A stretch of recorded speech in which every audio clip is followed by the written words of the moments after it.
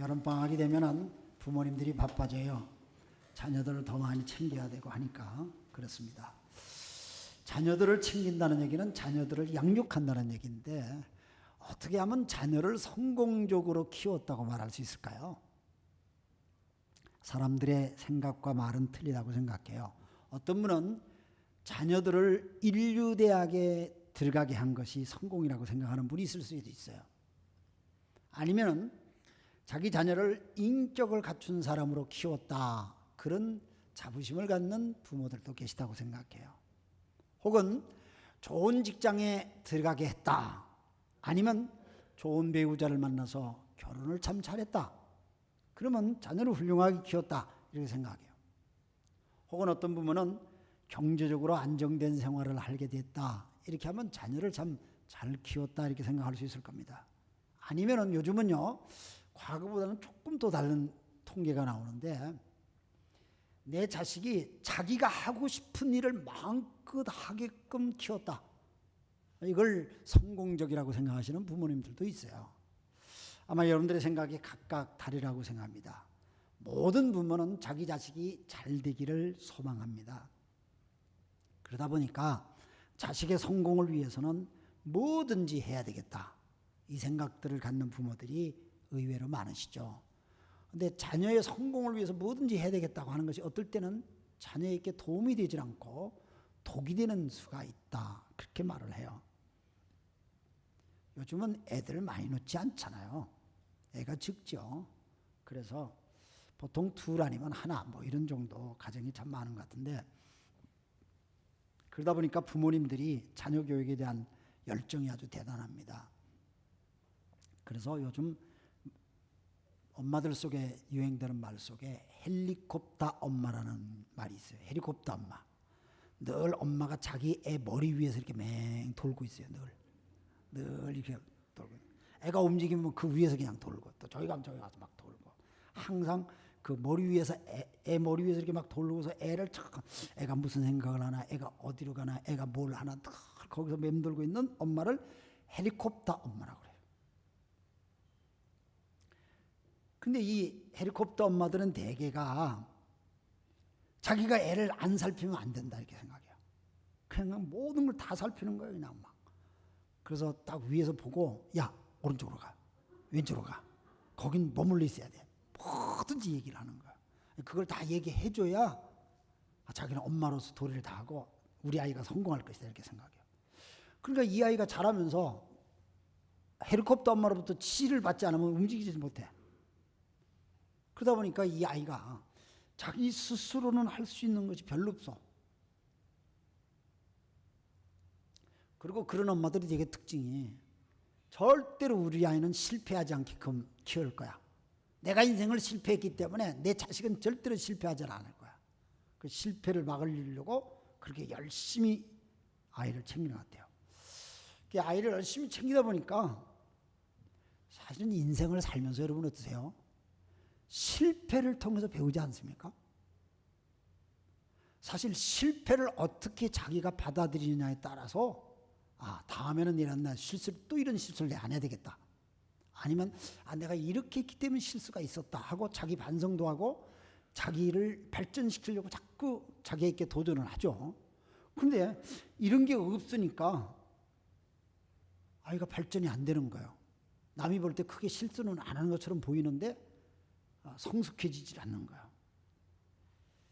그래서 우리는 아이의 장래를 위한다는 생각으로 아이의 성공을 위한다고 생각하지만은, 사실상 부모들이 자기가 못 이룬 꿈을 자식을 통해서 이뤄보겠다, 자기가 못 해본 걸 자식을 통해서 해보겠다 하는 자식을 통한 성공적 야망이 우리들 속에 있어서 때로는 자식을 희생시키는 경우들이 많다는 얘기입니다. 그리고 자식은 마치 자기 물건인 것처럼 생각하는 부모들이 있다는 것이죠. 성경은 자식은 하나님의 선물이라고 얘기를 합니다. 선물은 내가 노력해서 받은 것이 아니고 그냥 하나님께서 거저 주신 것입니다. 거저 주신 거기 때문에 내가 하나님으로부터 일식으로 받은 거야. 이 아이가 성인이 될 때까지 내가 키우는 도움을 줘야 돼요. 그리고 그 아이가 큰 다음에는 또 남을 위해서 그렇게 할 수 있게끔, 이게 또 하나님의 뜻이에요, 그렇게 하는 것이. 근데 오늘 우리가 읽었던 이 성경 본문, 지난 주간에 우리가 매일 성경 묵상하는 성경 묵상 본문 중에 한 구절입니다. 읽으면서 깜짝 놀라는 걸 아네요. 이스라엘 백성들이 애굽에서 하나님의 전격적인 선교를 통해서 출애굽을 하죠. 그 모세를 통해서 인도를 받아서 약속의 땅을 지금 가고 있어요. 약속의 땅을 가고 있는 중에 하나님께서 야, 너희들이 약속의 땅 가나안에 들어가면 이런 일이 벌어질지 모르겠는데 이런 일이 벌어지면 내가 굉장히 진노를 할 거다. 그리고 이런 일을 한 사람이 있으면 내가 전부 다 내가 벌 내릴 거야. 내가 벌 내리기 전에 너희들끼리 서로 심판해서 쫓아내든지 죽이든지 그렇게 해.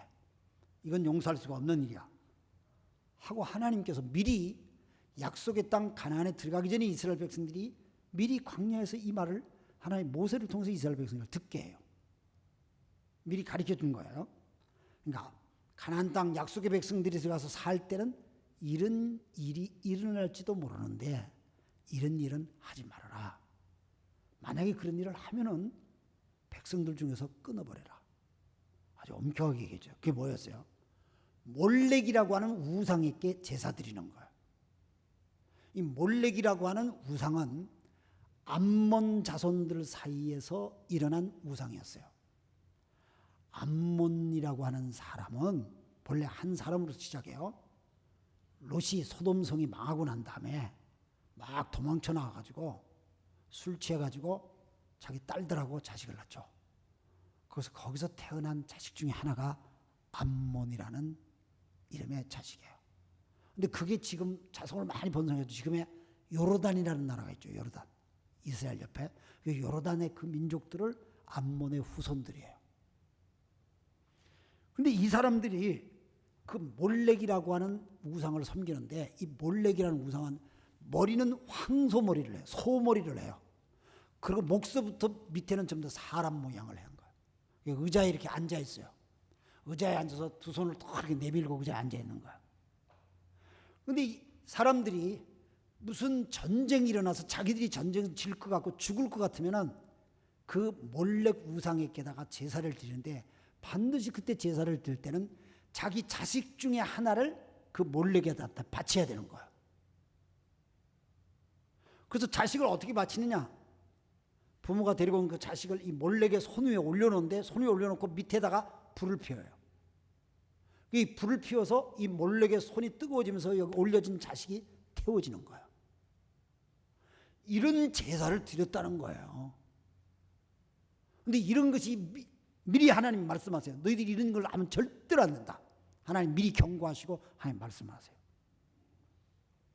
근데 이런 제사를 드렸던 목적은 전쟁의 위협에서 자기들의 생명을 보존하기 위해서 혹은 자기들이 농사를 짓는데 잘 안 되고 아니면 자기들의 사업이 잘 안 되고 그러면은 그런 일들을 해결받기 위해서 몰렉이라고 하는 신에게 제사를 드릴 때는 자기 자식을 그렇게 바쳐서 한다는 거예요.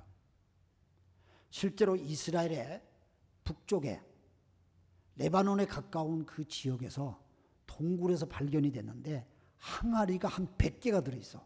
동굴 속에. 그 항아리를 열어보니까 전부 다 애들이 죽어서 남긴 뼈들이야. 항아리가 100개의 뼈가 가득 차 있는 거야. 고고학자들이 발견했어요. 그걸 보니까 암몬 지역만 아니라 이스라엘 전체에 그런 풍습이 퍼져져 있었다는 것을 암시하는 거죠. 고고학 자료들을 통해서. 그러니까 얼마나 많은 사람들이 어떻게 보면 안타깝게도 하나님을 섬기기도 하면서 우상에게 자기 자식을 태워서 바치는 엄청난 일도 저지르고 같이 살아왔다는 얘기죠. 얼마나 기가 막힌 일입니까? 저희들은 이 본문을 보면서 이해가 안 갈 수가 있잖아요. 근데 어떻게 이런 걸 하나님이 미리 말씀하셨을까? 하나님 미리 말씀하세요. 성경을 보면 하나님께서는 미리 다 우리에게 경고를 해주시고 미리 말씀을 해줘. 우리가 들어도 못 깨닫고 아니면 우리가 하나님의 소리를 전혀 못 듣는 사람들도 있고 성경은 미리 말씀해 준다는 걸 너무 분명하게 얘기해요. 근데 이런 말씀이 여러분 레위기는 모세 시대잖아요. 근데 성경이니까 실제로 열왕기상이라면 한참 세대가 지난 다음에요. 레위기사하고 항상 성경이 역사가 차이가 나거든요. 근데 열왕상에 솔로몬 왕이 있잖아요. 이 솔로몬 왕이 몰렉이라고 하는 우상을 섬기는 제단을 예루살렘 성전 안에 짓는 걸 허락을 해요. 어떻게 그렇게 허락을 했을까? 성경을 보면 솔로몬이 1000명의 후궁을 겨눴잖아요.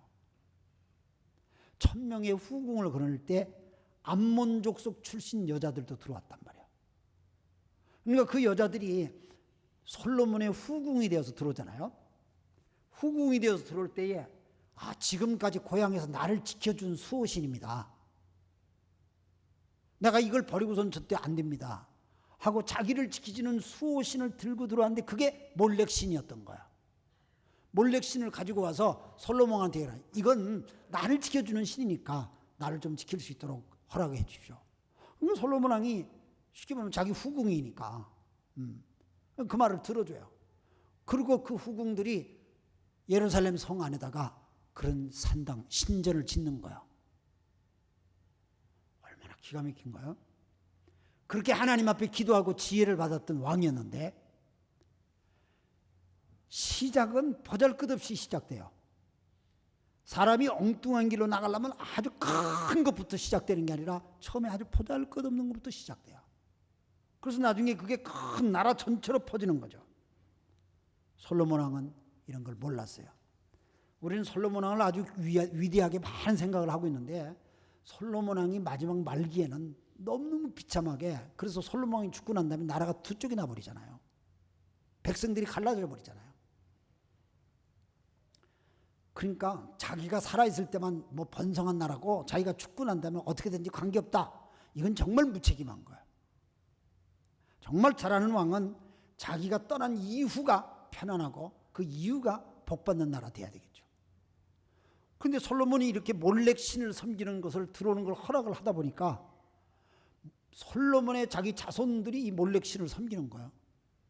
솔로몬 왕의 후손 가운데 아하스라는 왕이 있어요.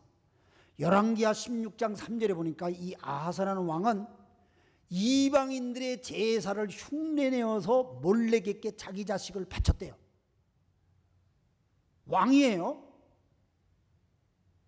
아무리 왕이라도 자기가 죽을 것 같은 생각이 들면 겁나잖아요. 아무리 왕이라도 지금 나라 망할 것 같고 흉년이 들고 어려움이 오면은 별짓을 다 하고 싶은 생각이 들잖아요. 그러니까 몰렉신에다가 자기 자식을 갖다 바치는 사람들의 모습을 보고 그걸 흉내를 내면서 자기 자식을 바쳐요. 아하스 왕뿐 아니에요. 열왕기하 21장 6절에 보면은 므낫세 왕이 똑같은 짓을 해요. 이게 전부 다 솔로몬의 후손들이에요. 그러니까 선지자 에레미야, 선지자 에스겔, 이 사람들은 그 이후 세대들이잖아요. 타락한 이스라엘 속에서 몰렉에게 자기 자식을 태워서 바치는 이 엄청난 죄들을 짓는 것을 다니면서 막 선포하고 회개하라고, 자식을 우상한테 불러 태워서 죽인 너희들이 하나님을 먼저 죽여야 된다. 하나님께서 레위기를 통해서 이미 말씀을 했는데도 불구하고 그들은 하나님 앞에 예배도 드리고 몰렉에게한테 자기 자식을 바치는, 제단에 바치는 그런 일들도 같이 했던 거죠. 어느 부모가 자식이 안 귀한 부모가 어디 있겠어요. 그런데 자식이 귀하지만 자기가 죽을 것 같고 자기가 망할 것 같을 때는 자식을 이용하는 거예요. 아니면은 자기의 명예를 위해서, 자기의 출세를 위해서 이런 자식을 이용하는 경우가 수도 없이 많이 있는 것 같아요. 그래서 자식을 희생시키는 거죠. 근데 이런 얘기가 먼 얘기가 아니고 우리의 현실 속에서 있는 일이라 그 말입니다. 오늘 우리들은 몰렉이라고 하는 우상을 만들어서 그 앞에 자식을 직접 바쳐서 불러 태우는 일은 우리는 하지 않습니다. 그러나 우리 부모들이 생각하는 성공이라는 몰렉을 만들어서 자식을 불러 태우진 않지만은 뭐 이것도 가리키고 저것도 가리키고 이것도 학교 갔다 오면 이거 갔다 와라 저거 갔다 와라 이래가지고 막 가리키는 게 얼마나 많은지 애를 불태우는 것 같아.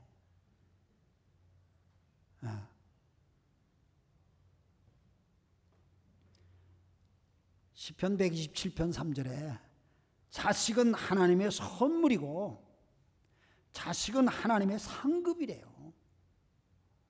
하나님이 나한테 주신 상급이에요. 기업이에요. 기업이라는 것은 대를 잇는 거라는 거예요.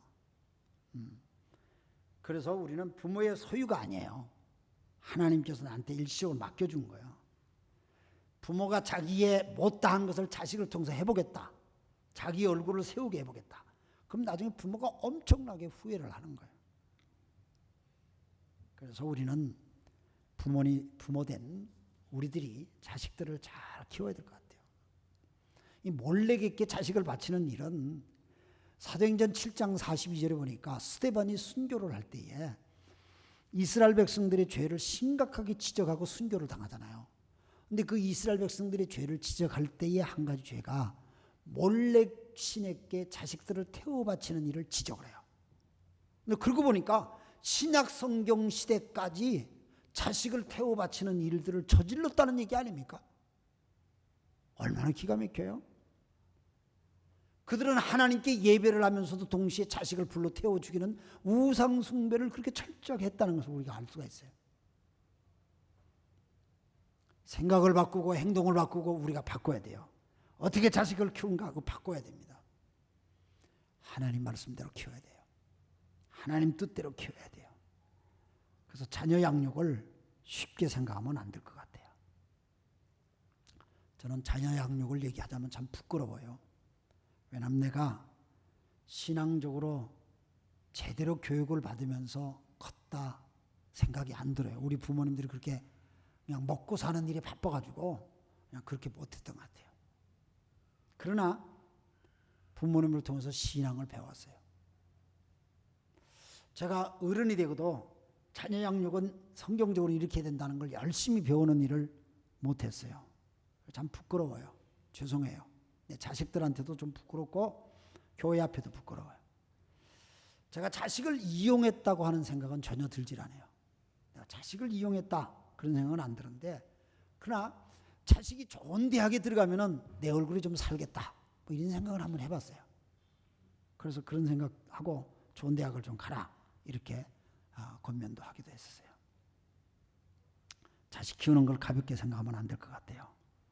자기 욕심을 부리면 안 되고 하나님께서 내 자식을 통하여서 무슨 일을 할 것인가 늘 기도하는 부모가 필요하지 않은가 생각을 해요.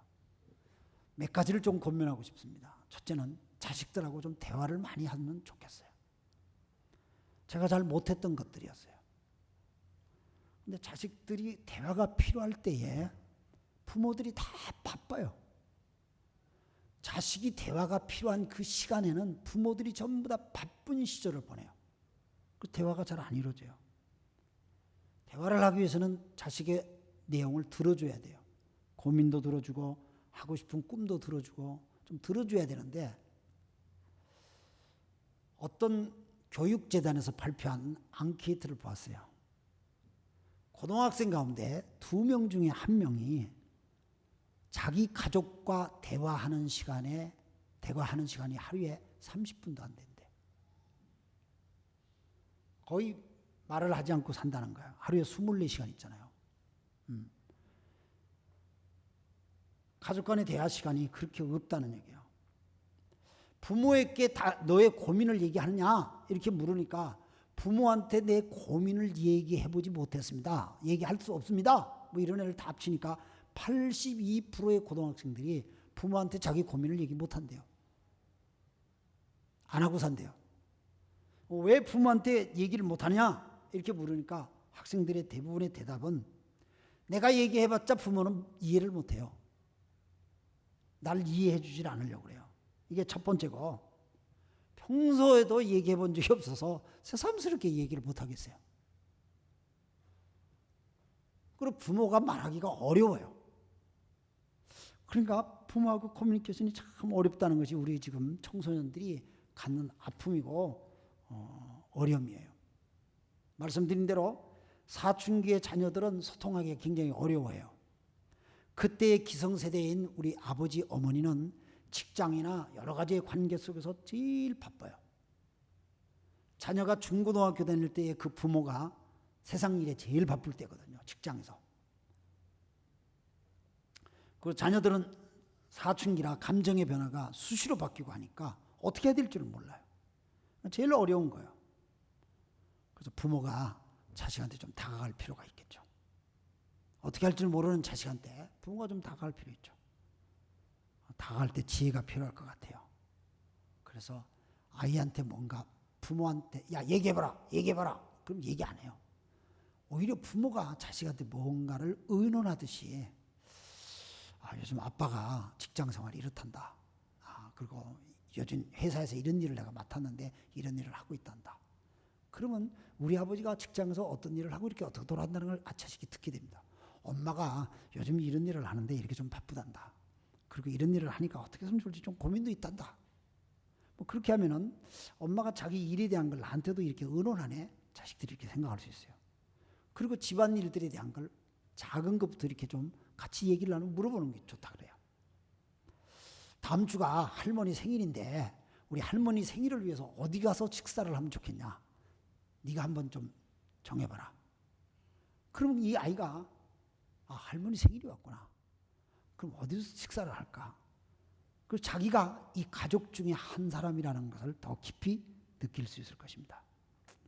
이 대화를 할 때에 엄마 대화보다는 아버지가 아이들에게 대화를 하는 걸 적극적으로 해주면 참 좋다 하는 그 교육의 통계가 있어요. 2002년이니까 지금부터 20년 전입니다. 지금부터 20년 전에 영국 옥스퍼드 대학의 아동 연구소에서 발표한 논문을 보니까 약 한 33년간 특별한 사람들을 추적해서 이렇게 연구를 했어요. 그거는 1958년에 태어난 사람들, 1958년에 태어나서 2002년까지 그러니까 33년 동안 그 사람들이 어떻게 자라서 그래서 이제 2002년 되니까 그 사람들이 44세가 됐어요. 그런데 한 33년 동안 그 사람들에 대한 연구 추적을 했어요. 추적해서 보니까 이 사람들이 어린 시절에 아버지와의 관계가 좋았던 사람들이 대부분 학창시절에 사회성이 좋았고 성취욕이 높았고 그 다음에 안정적이고 어른이 되어서 아주 행복한 가정을 꾸려나갔다 하는 그런 데이터가 있어요. 그러니까 아버지와의 관계가 자기 인생에 굉장히 좌우되는 거예요. 그래서 아버지가 자식들하고 같이 운동도 하고 취미생활도 하고 대화를 많이 하고 이러면 참 좋다는 거예요. 그런 의미에서 저는 너무 바쁘게 살아가지고 자식들하고 그런 시간을 많이 못 보냈어요.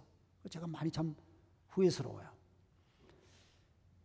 자식들한테 무조건 명령만 하지 말고 자식들한테 얘기를 들어주고 더군다나 대화를 하면서 아버지와 엄마가 가졌던 주님을 만났던 그런 사건들, 그런 신앙적인 대화를 자연스럽게 얘기할 수 있다면 우리 아버지는 이런 가치관으로 살고 우리 엄마는 이렇게 인생이 바뀌었구나. 이런 것들은 자녀의 가치관을 심어주는데 결정적인 역할을 한다고 할 수가 있겠습니다. 그래서 자연스럽게 신앙이 자식들한테 전수가 될 수 있도록.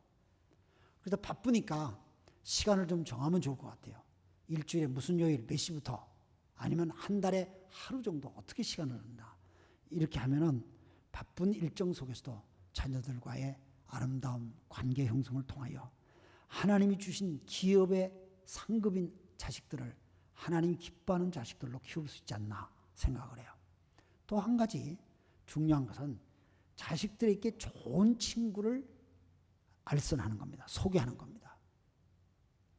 여러분이나 저나 다 경험했지만은 우리들이 자랄 때에 내 인생에 참 영향을 끼치는 많은 부분에 영향을 끼치는 사람이 친구입니다. 자라는 아이들 속에는 친구의 말이 절대적입니다. 그래서 자기가 친구한테 영향을 주기도 하고 친구한테 영향을 받기도 합니다. 그래서 좋은 친구를 만날 수 있게끔 자리를 만들어주고 좋은 친구가 있으면 가까워지도록 도와주기도 하고 친구 만드는 일을 돕는 겁니다.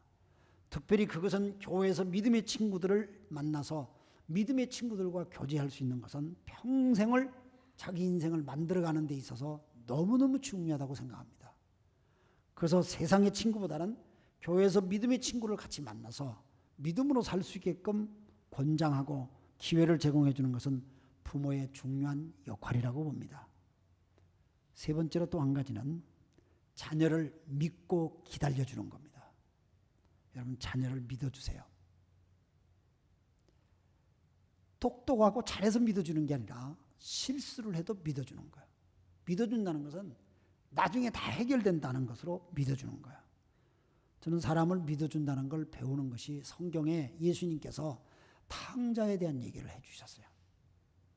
어느 집의 둘째 아들이 아버지한테 떼를 써가지고 아버지가 죽기도 전에 아버지의 재산을 상속받아야 되겠다고 막 떼를 쓰지 않습니까? 그래서 그 아버지의 재산을 빼앗다시피 해서 집을 나가죠. 아버지가 얼마나 마음이 아프겠어요.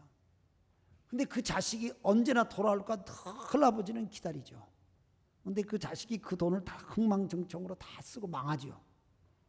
다 망하고 난 다음에 돼지우리간에 있다가 우리 아버지 집에 가면 먹을 것이 많은데 내가 여기서 이렇게 살면 될까? 집으로 돌아가자 하고 그 아이가 돌아오는데 아버지는 언제나 돌아가고 늘 동구밖에 나가서 늘 기다리는 거죠. 저 멀리서 자기 아들이 오는 걸 보고 쫓아가서 입을 맞추고 그 아들을 맞아들이고 잔치를 베풀고 잃어버렸던 내 아들을 다시 찾았다면서 그 얘기가 우리 하나님이 이런 분이다 하고 예수님께서 말씀하신 내용이죠. 이 탕자의 얘기는. 저는 그 말씀을 들으면서 하나님은 나를 기다려주시는 분이다. 아, 내가 자식도 기다려야 되는구나. 자식을 기다리는 거야. 미워도 기다리고 못나도 기다리고 나쁜 짓을 해도 기다리고 하나님이 나한테 주신 기업이라는 걸 생각하고 기다리는 거야. 여러분, 기다리는 것은 사랑입니다. 기다릴 수 있는 것은 사랑입니다. 사랑이 없으면 기다리지 않습니다. 사랑이 없으면 포기해버립니다. 기다리는 것은 사랑입니다. 지나고 보니 여기 있는 이 목사도 저를 포기하지 않고 기다려주셨던 우리 어머니의 기도가 있었기 때문에 오늘의 제가 있어서 감사할 뿐이에요. 저는 청소년 시절에 부모의 마음을 많이 아프게 못된 자식이었습니다. 아마 저를 기다리고 기도해 주셨던 부모님의 기다림이 없었다면 새롭게 내 인생을 만드시는 하나님의 손길을 경험하지 못할 것이라고 생각합니다. 하나님께서 저에게 이렇게 하나님의 자녀로 저를 불러주시고 역사하셨던 것은 어머님의 기다림을 통해서 하나님을 더 깊이 알 수 있었던 것은 정말 축복이고 감사합니다. 여러분들이 자식을 믿고 기다려주는 것은 자식을 너무 행복하게 만드는 거야. 아, 엄마가 나를 믿어준다. 내가 이렇게 나쁜 짓을 하는데도 아버지가 나를 믿어주는구나. 그냥 알고도 모른 척 해주는구나. 이걸 알아요. 그때 이 자식들은 바뀌어지는 거예요. 마지막으로 자식에 대해서 욕심을 내지 말고 사랑으로 칭찬을 많이 하세요. 우리가 다 잘못한 것처럼 보이고 한 달 지나도 뭔가 하나 좀 잘하는 게 보이면은 칭찬해 주면 좋아요. 제가 아까 지시 학생들 보니까 학생들이 다 잘하는 건 아니거든요. 어떤 애는 그냥 다 못해. 내가 볼 때 다 못해. 어떻게 저런 애가 있나. 막 이렇게 보여지는 애가 있는데 걔가 학교에서 인기가 있어. 자기가 잘 못하니까 모든 사람들한테 부드럽게 해. 그러니까 걔는 일본식으로 하면 이하시켜요. 야, 다른 친구들이 널 보면 그렇게 위로를 받는다니까 너 그거 참 훌륭하다. 칭찬을 해요. 그래서 우리가 모든 걸 다 잘해야 칭찬하는 게 아니에요. 한 가지만 그거 칭찬하면 돼요. 어떤 애는 처음에 입학을 했는데 막 시끄러워. 얼마나 떠드는지 몰라요. 나중에 내가 생각을 바꾸니까 야, 네가 있어서 우리 학교가 참 밝다. 막 식사할 때 개 목소리밖에 안 들려. 얼마나 시끄럽게 얘기하는지. 그런데 걔가 조용하면 학교 전체가 너무너무 조용해져가지고 누가 아프냐 막 이런 생각이 들어요. 근데 걔가 막 떠들면 다 생기가 있는 것 같아. 그래서 걔를 또 칭찬하는 거야. 아, 야, 네가 막 열심히 얘기해 줘서 좋다. 아침에 그냥 스쿨버스를 타고 여기까지 운전해서 왔거든요. 제가 그냥 걔가 처음에 새벽 6시 반에 아침 출발했는데 조용하잖아. 아침 막 눈 떠가지고 오늘 특별히 일찍 일어났으니까 걔가 조용하더라고. 웬일이야 그랬더니 아니요 살았어요. 그러고 막 얘기하더라고. 그래서 우리가 칭찬하려고 생각하면 칭찬할 이유들이 많아요. 칭찬할 이유들이 많아요. 사람이 칭찬을 받으면 자기 자존감이 생겨요. 자존감이라는 것은 내가 존재하는 의미를 느끼는 거야. 사람이 제일 불쌍한 게 내가 이 세상에 왜 존재하는지 모르겠다. 그래서 사람들이 자기 생명을 끊기도 하고 그렇잖아요. 나는 필요 없는 인간이다. 근데 제일 귀중한 게 나는 이 가정에서 필요한 존재. 나는 우리 교회에서 필요한 존재. 나는 이 세상에서 필요한 존재다. 이 자존감 너무너무 중요해. 이 자존감이 있는 사람들은 누가 막 자기 욕을 해도요 흔들리질 않아요. 자존감이 있는 사람들은요 옆에 누가 잘 되더라도 뭐 여유 있게 그걸 받아들이고요. 누가 자기 공격해도 여유 있게 받아들여요. 근데 이 자존감이 좀 약한 사람들은 누가 조금만 자기 얘기만 해도 그냥 막 화가 나고요. 막 신경질이 나고요. 막 이렇게 되는 거예요. 근데 이 자존감은 칭찬을 통해서 키워지는 거예요. 일본말로 야르키라고 그러죠. 모티베이션, 뭔가 성취감, 막 하려고 하는 이 성취감 있잖아요. 이건 전부 다 칭찬을 통해서 하는 거예요. 격려가 사람을 만들잖아요. 그게 인생을 바꾸는 거예요. 성도 여러분, 욕심과 사랑에는 차이가 있는 것 같아요. 우린 자식을 키우면서 많은 욕심을 해요. 근데 사랑으로 키우려는 거예요. 어떤 분이 얘기를 이렇게 하더라고요. 자식의 성적표를 딱 받아보면서 아이의 미래가 걱정되면 그건 사랑이고, 성적표를 딱 받아들고 야, 네 친구 걔는 이렇다는데 하고 말이 나오면 그건 욕심이에요. 자식의 성적표를 받아보면서 이놈의 새끼 공부도 안 하고 막 여기 딱 나오면 그건 욕심이에요. 기도가 나오면 사랑이에요. 자식의 성적표를 받고 야 이놈아 나는 학교 다닐 때 안 이랬어 이놈아 하고 거짓말하는 것은 욕심이고, 사실은 엄마도 공부를 못했어. 근데 하려고 좀 노력은 해봤는데 너도 조금만 노력하면 될 것 같아. 격려가 나오는 것은 사랑이에요. 우리는 잘못된 생각에 성공이라는 몰렉신에 묶여 있어요.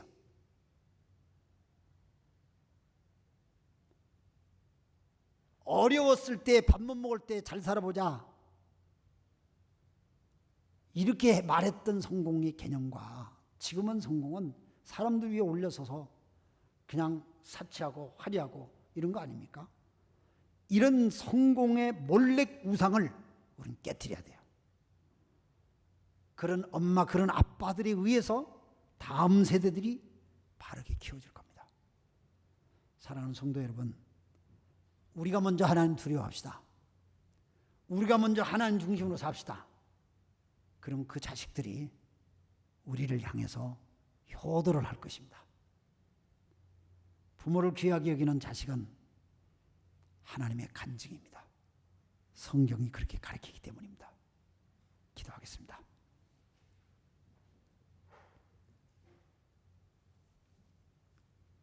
살아계신 아버지 하나님, 오늘은 저희들이 레위기 20장 말씀을 통하여서 몰렉신에게 자기 자식을 바쳤던 지난날의 엄청난 죄를 지적하시는 하나님의 음성을 오늘 이 시대를 살아가는 우리들이 해석하며 들었습니다. 우리는 몰렉과 같은 그런 우상을 직접 만들어서 자식을 불러 태우는 일은 하지 않습니다만, 성공이라는 몰렉, 내 인생의 명예와 내 인생의 출세, 여러 가지 꿈들을 얘기하면서 우리 자식들을 이용하려고 하는 그런 습관들이 우리들 속에 있습니다. 주님, 우리를 불쌍히 여겨주시고 우리로 하여금 하나님이 기업이고 선물인 자식들을 하나님이 원하시는 방법으로 키울 수 있게끔 자식들과 대화하며 하나님 중심으로 살게 해 주옵소서. 이제 자식을 다 키워서 나는 더 이상 자식에 대한 얘기를 필요 없다. 이런 사람이 있으면 손주들이 어떻게 커야 될지, 교회의 다음 세대가 어떻게 커야 될지, 이 사회의 모든 젊은이들이 어떻게 커야 될지, 신앙적인 가치관을 가지고 우리들이 때로는 지난날의 후회스러움을 하나님 앞에 고백하면서 우리의 다음 세대를 준비하는 아름다운 저희 교회 되게 해 주옵소서. 주님, 우리 교회를 사랑해 주심을 감사하고 지시를 세워주셔서 감사합니다. 다음 세대를 주님이 기뻐하는 리더들로 세울 수 있도록 축복해 주옵소서. 감사하며 예수님의 이름으로 축복하며 기도드립니다. 아멘. 감사합니다. 이제 우리 다 같이 일어나셔서 찬송하겠습니다.